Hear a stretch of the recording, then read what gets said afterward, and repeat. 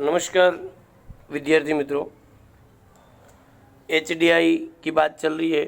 Video number 20 के अंतर्गत मैं बात करूँगा 2 अंकों का छोटा सा सवाल आप लोगों को बताने के लिए कि भाई मानव विकास अंक अर्थात क्या, उसमें कौन कौन सी बातों का समावेश होता है। पुनः एक बार सवाल सुन लीजिएगा। इस सवाल बार बार आप लोगों को इसलिए बता रहा बेटा कि भाई सवाल यदि आप लोग देखोगे तो आपको उसका आंसर लिखने में सरलता पड़ेगी, और जब होमवर्क दिया जाएगा तो होमवर्क के अंतर्गत भी आप लोगों को काफ़ी मदद मिलेगी। और आप लोगों के पास बुक PDF फाइल के अंतर्गत भी पहुंच गई है, तो उसमें भी आप ये चार्ट वगैरह देख सकते हो। मैं ज़्यादा बातें नहीं करते हुए आप लोगों को 2 अंकों के सवालों की ओर ले जाऊँ कि भाई मानव विकास अंक अर्थात क्या, उसमें कौन कौन सी बातों का समावेश होता है। परिभाषा लिखी, मानव विकास अंक की परिभाषा आगे आ चुकी है कि मानव के विकास को मापने वाला अंक अर्थात मानव विकास अंक, उसमें 3 बातों का समावेश होता है।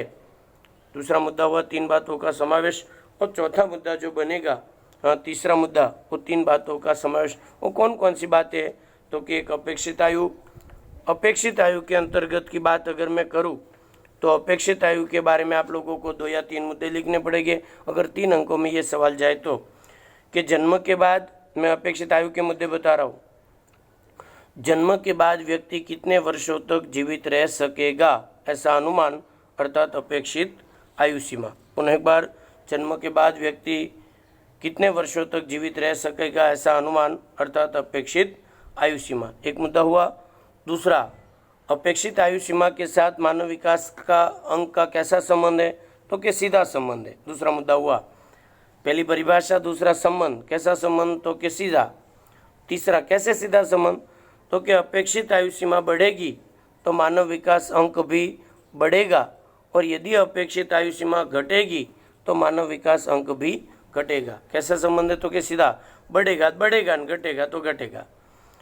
चौथा मुद्दा, भारत की अपेक्षित आयु है कितनी, तो आप लोगों को आगे भी मैं बता चुका हूँ कि 2014 के आंकड़ों के अनुसार भारत की वर्तमान जो 2014 की आयु है वो 65 वर्ष मानी जाती है। 2020 और 21 के आंकड़े नहीं आप लोगों के सामने जब आएंगे तब उसको प्रस्तुत हम करेंगे।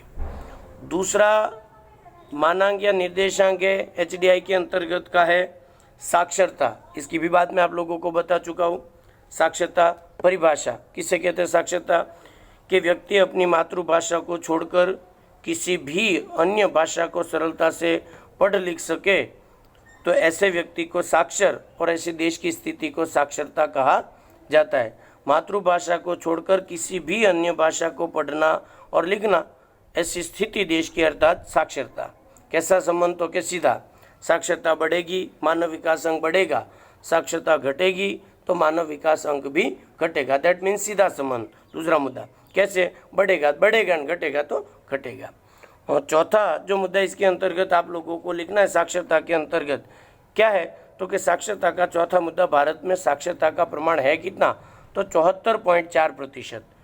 74% लिखोगे तो भी चलेगा। 2014 का आंकड़ा है, लेटेस्ट आंकड़ा आप नेट पे जाके भी आप लोग प्राप्त कर सकते हो, पर आप लोगों के लिए किताब को रिफर करो वो काफ़ी है।